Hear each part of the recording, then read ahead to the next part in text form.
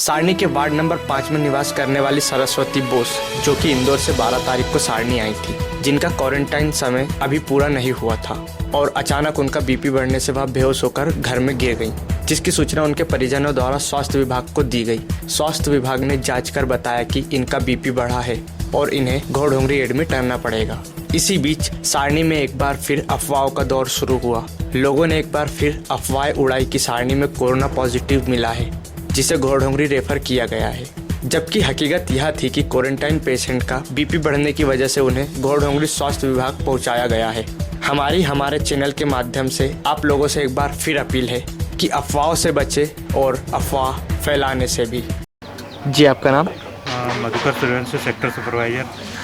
जी, अभी ward number 5 में क्या घटना हो रही है सर? एक क्वारंटाइन पेशेंट था, सरस्वती बोस जी। उनका घर में बीपी बढ़ने के कारण गिर गए हैं जी। और बीपी बढ़ा हुआ है। उसमें डॉक्टर अंकिता शर्मा मैडम आई थी बीपी चेक, और जो उनका शुगर है वो चेक कर दिया है, और जो बीपी बड़ी वाली है इसलिए उसको गोली वगैरह देके मैम ने ट्रीटमेंट करके चले गए। जी। लेकिन हम लोग 108 को कॉल कर रहे हैं। अपने घोड़ोंगरी में 108 गाड़ी है, लेकिन ख़राब है, मेंटेनेंस में है। और दूसरी ट्राई की है तो शाहपुर वालों को ट्राई किया तो वो शाहपुर वाला बोल रहा है कि हम एक पेशेंट को लेकर बैतूल जा रहे हैं। जी। और फिर ट्राई किए 108 को, तो बैतूल से 108 निकली हुई है, लेकिन पिछले 10 बजे से हम लोग उस प्रक्रिया को करते हुए भी जी अभी 12 साढ़े 12 बज रहे हैं, लेकिन अभी तक मतलब लगभग 2 घंटों से आप ट्राई कर रहे हैं किसी पेशेंट को रेफर करने के लिए, लेकिन अभी तक के कोई व्यवस्था नहीं जम पाई है। जी। और इसके बावजूद नगर पालिका में के भावसार जी से भी चर्चा की तो उन्होंने बताया कि हमारे यहाँ 3 लोग ख़त्म हो गए हैं। जी।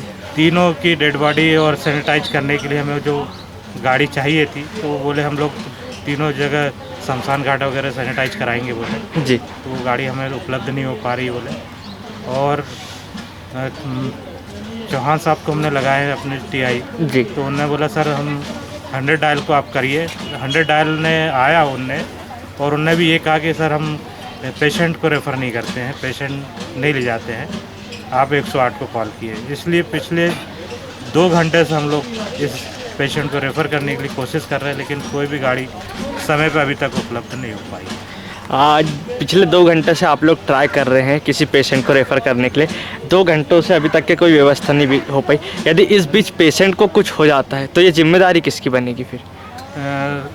हम लोग ने तो उनका पेशेंट को ट्रीट कर दिया है, पेशेंट तो ऐसा कुछ दुर्घटना नहीं होगी, लेकिन फिर भी इतने बड़े प्रशासनिक व्यवस्था में भी उपलब्ध नहीं करा पाना हमारे लिए अफसोस की बात है। क्या गया है पेशेंट का कोई ये नहीं है, हमारी तरफ से कोई कोताही नहीं है, लेकिन हमें इतने बड़े अमले के लिए समय पे एक भी वाहन उपलब्ध नहीं हो पा रहा है।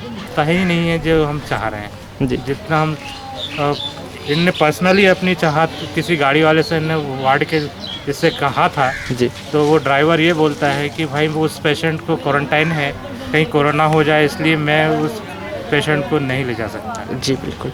अभी जैसे कि पेशेंट अभी 12 तारीख से क्वारंटाइन पीरियड में चल रहा है, इसलिए डर भी है, वो इसलिए डर रहा है। जी बिल्कुल।